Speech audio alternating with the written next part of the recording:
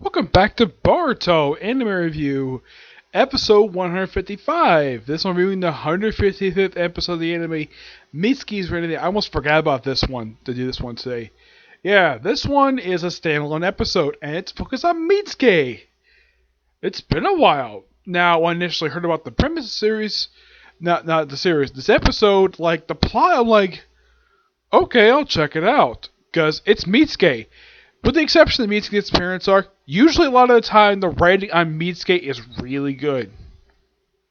Episode starts off with Mitsuki and his cat just walking about, and it rains. They come across a guy named Cicerati, never his name till later, and he takes him back to his apartment, treats his wound, and, well, puts on his outfit. I mean, his outfit looks kind of like when you see this guy basically puts on a shirt, his outfit looks very similar to Sasuke's outfit from the time skip. Now, I don't know if the people who made this episode probably took inspiration from that. That I'm surprised though that. Now here's the thing about this character. Now, this guy says, "Oh yeah, I'm here in town to see my sister."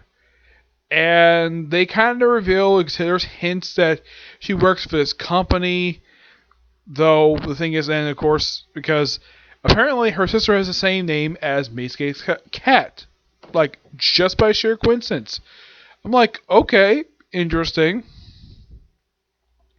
And of course, they go to a pet shop, buy Mitsuki's cat a bell, and then Boruto and Satoru show up.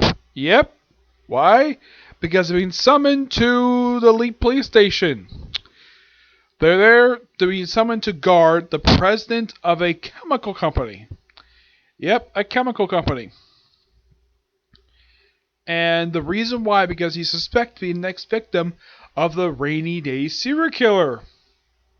Yep, this guy kills on rainy days. Okay. The reason? Police have no idea why he's doing this. And, well, it's suspected to deal with an explosion that they first say was 2 years prior to this event of this episode. At the end, they say it was 3 years. They're being consistent with that. Where an explosion happened in this factory because some experiment was going on. And the blame was put on the project manager, which I'll get to that. So, they go to see the president to tell him basically need to put the guard. You're like, nah, my bodyguards can handle it. And basically, Team 7 just watches him. And then we see a mysterious figure come up. And he tries to kidnap the president. Luckily enough that Mitsuki is there to stop him. And then Mitsuki goes after him. Boruto and Satoru are there just standing there with their, let's just say, they're doing nothing. Yes, Boruto and Satoru's presence in this episode, yeah, they do nothing to advance the plot. My gosh, because it's a Mitsuki episode, let's have the other two characters, one of whom actually really interesting character is Satoru. Let's have Satoru and Boruto just do nothing. And I do mean absolutely nothing. So he goes after it, and he takes it, and the guy tries out his jutsu. You couldn't see the jutsu, but he did see the hand. It looked like he may have recognized the guy's arms. And of course, they go a little backstory exactly who this person is. And they mention about his sister. And then you look up a piece of paper. You don't exactly see what was on paper of the people victims were killed. Because, well, the president kid was actually successfully kidnapped this time. Though they did have a previous scene where he does talk to the guy. Oh yeah, I saw my sister. She kind of yelled at me. She yelled at me. Because she hasn't seen me in a while. And he mentioned he was a former ninja. Why? Because he started taking orders and, like, tired of being a government dog. Yeah, that's... They don't give a clear reason why until, like, the very next episode. Until, like, the very end of the episode to figure out why this guy quit being a ninja. So... And try to develop, like, no, we're not really interested in the personal details. They don't really delve into it a little bit later, and then when the president gets kidnapped again, this time successful, where is he brought to? The project manager's grave. Yep, the project manager was actually Sarati's sister. They actually don't show his sister in the episode, which is, I'm like, really? You don't show a picture of her? No flashback? Nope. We mention her by name, but we don't bother to show what she looks like. She could be a beautiful woman for all we know, but nope, we can't bother to show her for some strange reason. And then we have, well, basically sort of trying to kill the president at his sister's grave. Look if we stop by Mitsuki, and they have a pretty brief battle. He uses, apparently, like his water rain ability, which infuses chakra needles. Yes, chakra needles. Something that medical ninja use. Which implies he may be a medical ninja. That's never really delved into. And Mitsuki, well, reflects that attack with his lightning storm. Yes, even he's very surprised by that. He tries it again. And he's able to take him down. He tries it again and gets wounded. And then, like, okay, apparently he's in the hospital now. And the president is later investigated for the explosion.